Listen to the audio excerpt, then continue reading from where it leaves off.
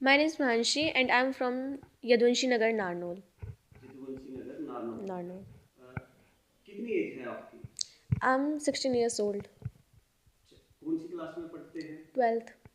अच्छा, आपने अभी एक टेस्ट क्लियर किया है, कौन सा टेस्ट है? क्लेट. अच्छा, उसमें कोई पोजीशन अच्छी ली है आपने? मेरी 109 रैंक है क्लेट में. 109। 9. यानी कि अपने महेंद्रगढ़ जिले की बात करें तो शायद आप टॉप हैं, है ना?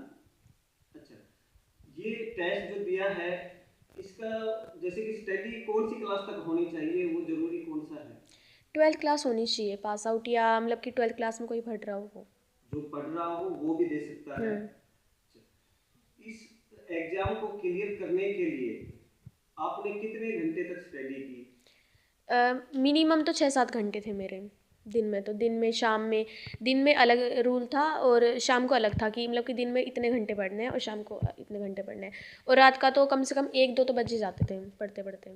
जैसे कि आप 12th क्लास में पढ़ रही हैं, हम्म. तो उस सब्जेक्ट की भी तैयारी करना साथ में हम्म. और इस टेस्ट की भी तैयारी करना, हम्म. क्यों कुछ एक्स्ट्रा बर्डन नहीं हो रहा था आप पे? एक्स्ट्रा नहीं था. मैंने 11th में पेपर दिया था तो मुझे मतलब ऐसे रूटीनली हो गया था, रूटीन बिल्कुल, कि मुझे 11th में भी करना है और 12th में भी करना है. और मेरे मतलब स्टार्टिंग से ही था कि मतलब है. तो जैसे तैयारी करने के लिए आप कहाँ जाते थे, कोई कोचिंग वगैरह लेते थे कि इसके नहीं, बारे मैं तो में? क्लासरूम स्टूडेंट थी. तो आपको कैसे पता चला सिलेबस के बारे में, क्या कुछ सिलेबस आएगा? क्लैट का एक्चुअली हमारे जो सीनियर थे वो मेरी बहुत अच्छी फ्रेंड थी. उनसे पूछा और मतलब कि फैमिली मेम्बर से पूछा, सबसे पूछा, तब क्लैट का पता चला. फिर क्लैट का मुझे स्टार्टिंग से 8th क्लास में थी तब से मुझे पता था क्लैट का, कि क्लैट भी कोई एग्ज़ाम होता है. एट्थ क्लास में तो बिल्कुल छोटा बच्चा होता है, उसको तो इतनी नॉलेज होती नहीं है इस बारे में। नहीं, मतलब मुझे था 8th क्लास में ही. 8th क्लास में जैसे मतलब कि दिसंबर का टाइम था, तब मतलब पोजीशंस वगैरह आ रही थी, AIR आ रही थी. तब मैंने उन बच्चों को देखा, क्लैट के बारे में जानना, और फिर मुझे लगा कि हाँ, क्लैट भी कोई एग्ज़ाम है, उसे भी करना चाहिए. ये टेस्ट पास करने से पहले किसी जज वगैरह से आप मिली हैं? नहीं, मैं तो क्योंकि लॉयर से भी नहीं किसी को मिली. सामने देखते हैं तभी मोटिवेशन आता है ज़्यादातर तो। नहीं, ना मैं जज से मिली, ना मैं लॉयर से मिली. अच्छा, इस टेस्ट में किस तरह के क्वेश्चंस आते हैं, थोड़ा बताएंगे? इस टेस्ट में इंग्लिश में 24 मार्क्स की आती है, GK 28 की आती है, लीगल 32 मार्क्स की आती है, लॉजिकल 24 की आती है और क्वांट 12 नंबर की आती है.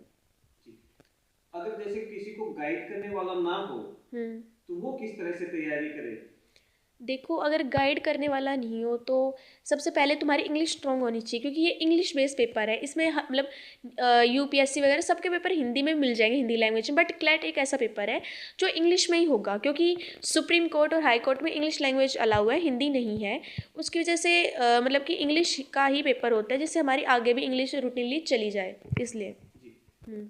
जैसे कि कोई भी टेस्ट पास करने के लिए कुछ लोग टीचर वगैरह भी कहते हैं कि यूट्यूब का सहारा ले ले सकते हैं, हम्म. या कुछ स्टूडेंट कहते हैं कि हमने यूट्यूब से सीख के ही ये टेस्ट पास किया है। हम्म. क्या आपने भी यूट्यूब का सहारा लिया? यूट्यूब का जैसे कोई डाउट होते क्वेश्चंस में, तब मैं लो प्रैप की क्लास ले लिया करती थी कभी कभी. बट मैंने इतना वो नहीं करा कि बिल्कुल ही ऐसे मतलब यूट्यूब की क्लासेस ली है. हमारे टीचर्स थे वो मतलब बहुत अच्छे थे. एक तो एडवोकेट है मैम, तो उनसे क्लासेस वगैरह ली थी. यूट्यूब से कोई इतना वो खास नहीं था. आपने जिक्र किया टीचर का, हम्म. कौन टीचर थे? राशि मैम. कहाँ एडवोकेट है पर? वो, एडवोकेट है वो. कहाँ पर पढ़ाते हैं? ये धुंशी स्कूल में. यदुवंशी स्कूल में पढ़ाते हैं, हम्म. यानी कि आपकी क्लास स्कूल में भी होती थी? हम्म. किस टाइम पे होती थी?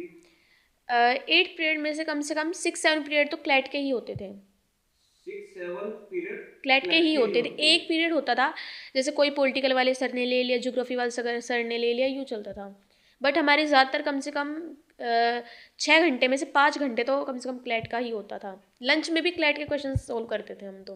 जी, तो जैसे कि आपने बताया कि कम से कम 7-8 घंटे तो आप दिन में रोजाना पढ़ती थी, हम्म. तो अपना जैसे कि बोरिंग होती है तो बच्चे खेलने के लिए जाते हैं या हम्म. गेम खेलने के लिए जाते हैं, आप कैसे अपनी बोरियत कम करती थी? एक्चुअली मैं तो बोर होती नहीं थी, पहली बात तो क्लैट से. क्लैट का ये था कि अगर तुम्हें इंग्लिश नहीं करना है तो जीके कर लो. जीके के मैराथन वगैरह देख लिया करती थी. और जीके तो मतलब मेरी बहुत ज़्यादा स्ट्रॉन्ग है, तो जीके मतलब मैं तो ऐसे ज्योग्राफी से बहुत ज़्यादा अटैच हूँ. मेरे को मतलब कि नेचर से वगैरह से, इनसे रिलेटेड वगैरह, जैसे टॉपिक वगैरह देख लिए और क्लासेस देखने लग जाती थी. मैं बोर नहीं होती थी कभी भी.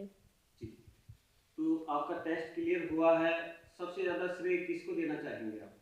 मेरे पापा को। पापा को ही क्यों? क्योंकि ऐसे कोई, मैं ये नहीं कहूँगी कि इसी बात के लिए, बट था मुझे कि अपने पापा को देना है। जैसे कि पापा ने ही पापा थोड़ा मतलब कि कहा था, मोटिवेट वगैरह करा था, और फैमिली मेम्बर ने भी किया था, बट पापा से थोड़ा कुछ ज़्यादा ही। पापा बाहर पैसे कमा के लाते हैं इसलिए, नहीं, तो मम्मी का क्यों नहीं? मम्मी का इसलिए नहीं, क्योंकि एक रहता है नहीं कि पापा से करना, और मेरे को यूँ था कि अपनी फैमिली के लिए कुछ करना है, कम से कम फैमिली में एक लॉयर तो हो।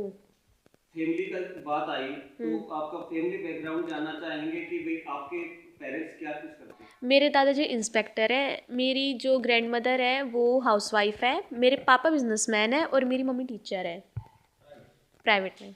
प्राइवेट टीचर हैं। हम्म।